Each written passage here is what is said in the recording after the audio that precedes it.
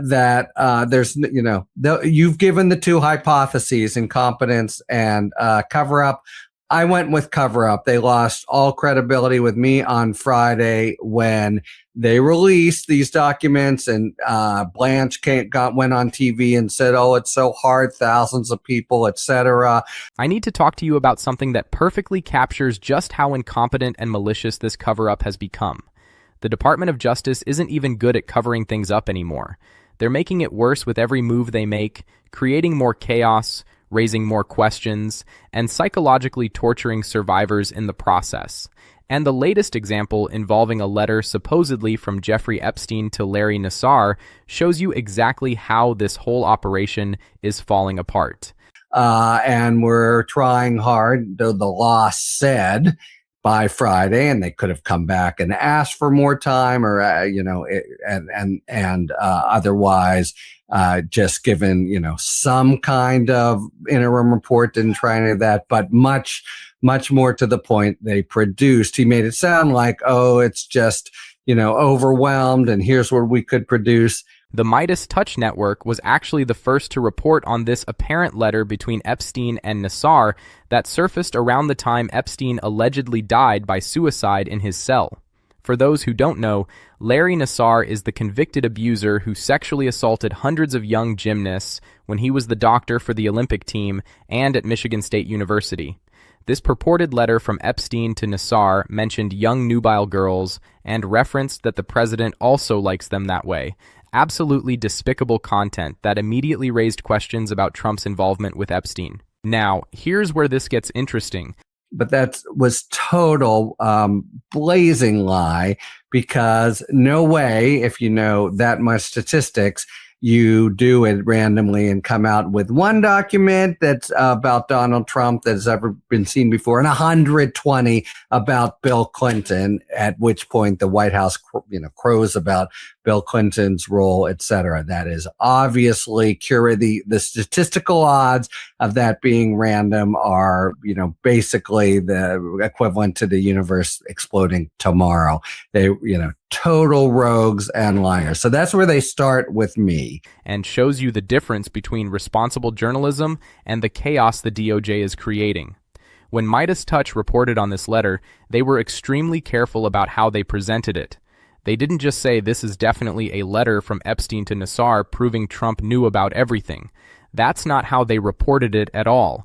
They said this document was in the Epstein files in batch 8 of the file drive that was recently released, and that it had been submitted back in 2019 or 2020 after Epstein's death for forensic handwriting analysis. They had copies of the documents requesting that analysis, but not the outcome or results. It's not just the size of the job, but they're obviously lying and cheating. One other very obvious way, no explanation of redactions. You've got to have the legal justification to do it, and somebody has to be able to judge. They haven't even tried it. But this, as you say, it's worse, because this document has been around since 2023 anyway, through the Associated Press. What is the possible? By the way, I am trying to do my best to gather all the information I can for you and share it with you. Please leave your likes and comments, and I would be grateful if you subscribed. Let's continue. Midas Touch even explained potential issues with the letter that raised questions about its authenticity. The letter was postmarked a few days after Epstein died, which seems suspicious on its face. But they explained that's actually where a lot of prison mail gets routed through a mail processing center in Virginia, and that it can take weeks sometimes for prisoner mail to actually get out of the system. So being postmarked after his death wouldn't necessarily be surprising. The letter was also found at the Metropolitan Correctional Center, where Epstein was held when he died. It was located by Epstein in that facility and seemed to have been sent from that facility. So you could ask whether another prisoner sent it or where exactly it came from, but it had all the indicia of being something Epstein could have sent to Nassar, which is why they did a forensic handwriting analysis in the first place. That's responsible reporting, presenting what's known, what's unknown, what questions exist, and being transparent about the limitations of the information. Then Midas Touch posted their report, and the DOJ responded. First, they said they were looking into it. 2 hours later, they wrote back saying the FBI has confirmed that this letter is fake. The fake letter was received by the jail and flagged for the FBI at the time, they claimed. Then they went through their reasoning. It was postmarked in Virginia with the wrong return address.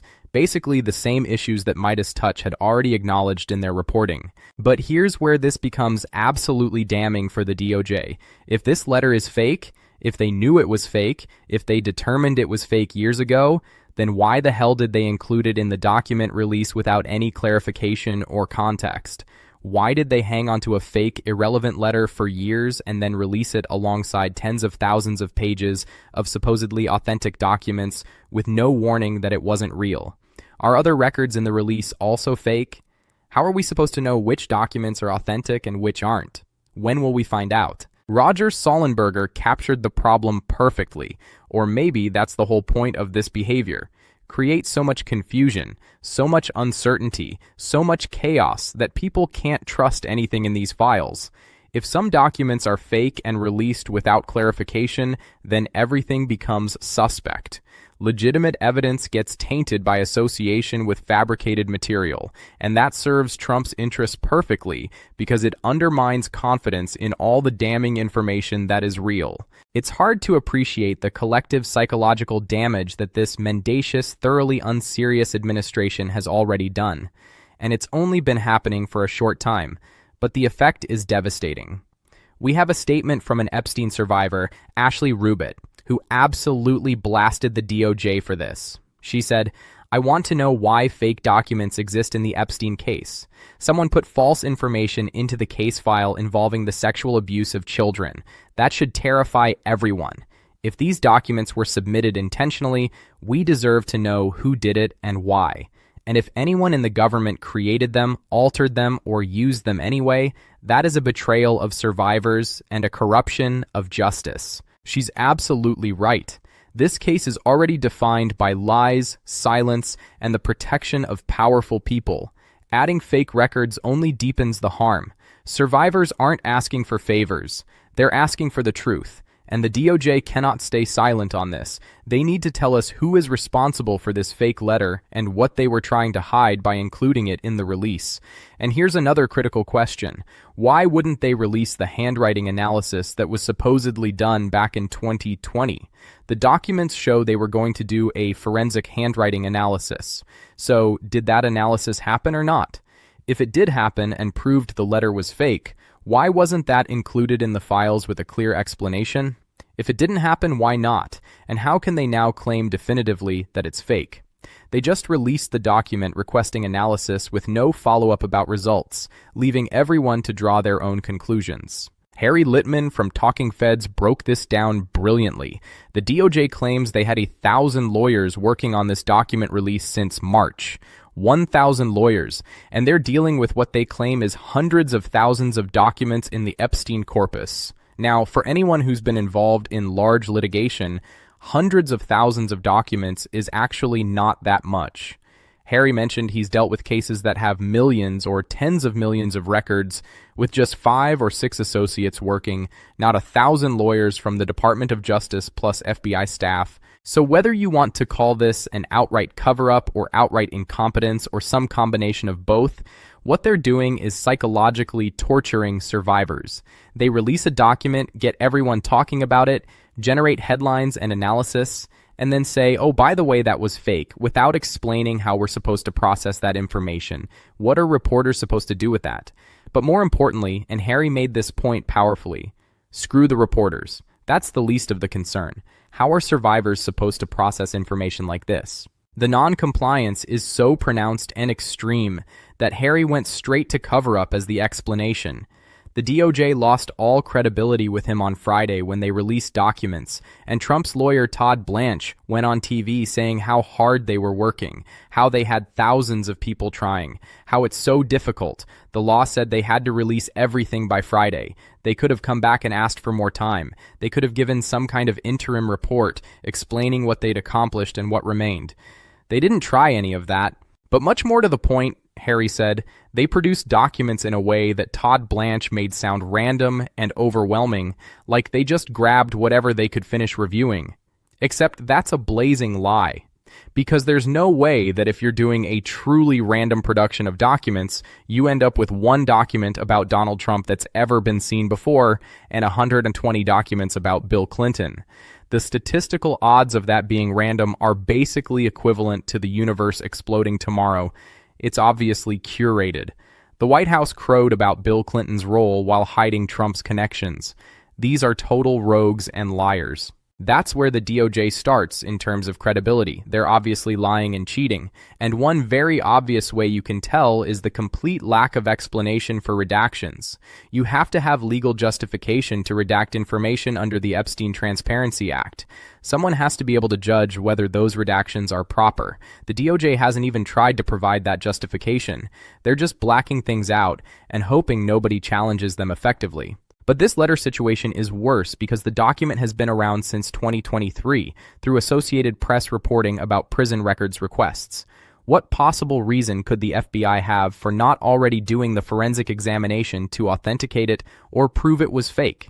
You first have that screaming question that could be called incompetence. But what the hell is actually going on? Why is this released now and only now after Midas Touch calls them out? Do they suddenly claim it's fake?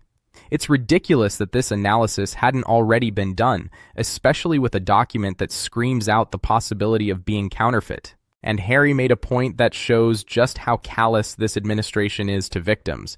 He said he used to work at the Department of Justice, and he wasn't cynical about it. Other people would be cynical, and he'd explain that people there were trying to do the right thing. But people now are not there to do the right thing, so he wouldn't put it past them to have actually purposely included a document that they knew would be revealed as fake to cast doubt over everything, including all the legitimate documents. And they do this at the cost of making victims who've been waiting for this moment have the rug pulled out from under them, not knowing what to trust or which end is up. Is the whole thing completely phony and untrustworthy? That's the impression they want to create because it serves Trump's interests. The failure to have authenticated this letter years ago, the back and forth of pulling documents and then revealing one is fake. The loss of confidence it creates in the entire belated and over-redacted disclosure process. All of this is consistent with an administration trying to do everything it can now that it's been painted into a corner and forced to release materials to make those materials have minimal impact, be mistrusted, and have the least prospect of actually implicating the President of the United States. Trump was obviously desperate to keep these files from coming to light. He was forced by a near-unanimous vote from Congress to capitulate, so now he's doing everything possible to undermine the credibility of what gets released. This feels like multiple versions of the dirty pool that they inaugurated on Friday, with the ridiculous gambit of releasing all Clinton documents and essentially no Trump documents in the first batch. Harry said he can't even believe how bad this has been handled based on his worst expectations. He thought it would be bad, thought it would be a cover-up, thought it would be sloppy. But what this has become has truly made this the defining issue of Trump's presidency. Covering up a child sex trafficking ring.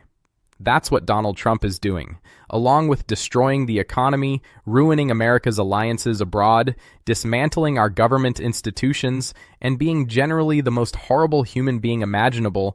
He's actively working to cover up a child sex trafficking operation that he was connected to. And the survivors are watching all of this. They're watching documents get released without context. They're watching some documents revealed to be fake after being published. They're watching redactions protect their abusers. They're watching the Justice Department that's supposed to represent their interests instead working overtime to protect the powerful men who hurt them. They're being gaslit and tortured and betrayed by the very system that's supposed to deliver justice. Ashley Rubitt's statement deserves to be heard again because it captures the moral outrage that all of us should feel. Someone put false information into case files involving the sexual abuse of children, and if that was done intentionally, we deserve to know who did it and why. If anyone in government created, altered, or used fake documents, that's a betrayal of survivors and corruption of justice. The DOJ cannot stay silent. They need to tell us who is responsible and what they were trying to hide. But they won't, because transparency has never been the goal here. The goal is to create enough chaos and confusion that people give up trying to find the truth. The The goal is to protect Trump and other powerful people at all costs, even if that means traumatizing survivors all over again, even if it means violating laws that Trump himself signed, even if it means destroying whatever remaining credibility the Department of Justice had. This is what government looks like when it's been completely corrupted and weaponized to serve one person's interests. 1,000 lawyers working for months, and they produce a document dump that's obviously curated to benefit Trump politically, that includes fake documents mixed in with real ones with no way to tell them apart, that has arbitrary redactions with no legal justification, and that gets pulled and reposted and manipulated in real time based on public reaction. That's not justice. That's not transparency. That's information warfare being conducted against the American people, and especially against the survivors who deserve so much better. And the fact that they're this bad at it, that the cover-up is this sloppy and obvious, should tell you something important. They're panicking. They know what's in these files. They know it implicates Trump directly. They know the full truth would be devastating. So they're throwing everything at the wall, hoping something sticks, hoping they can create enough doubt and confusion to minimize the damage. But it's not working. Every fumble, every contradiction, every obvious lie just makes it more clear that they're hiding something massive. And eventually, hopefully, that truth will come out despite their best efforts to bury it.